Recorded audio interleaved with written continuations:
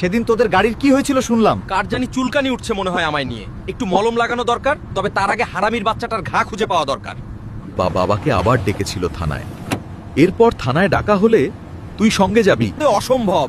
ওই পুলিশ শালাদের এক একটা মশার কয়েল টাইপ প্রশ্নে আমার মাথা 550 ডিগ্রি সেন্টিগ্রেড গরম হয়। হাঙ্গামা হবে আমি গেলে। শুয়োরের বাচ্চা, মাইর খাবি। বলি, সব সময় ঠান্ডা মাথা নিয়ে চলবি। রাজনীতি একটা কৌশলগত চক্র।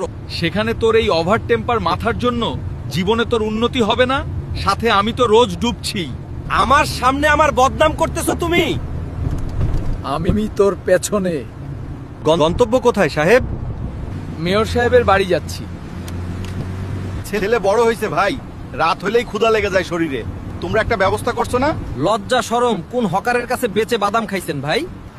আপনার কি ব্যবস্থা করবে হামজা ভাই? 12 থালায় খাওয়া লোককে একটা বিয়ে দিলে পোষাবে? বিয়ে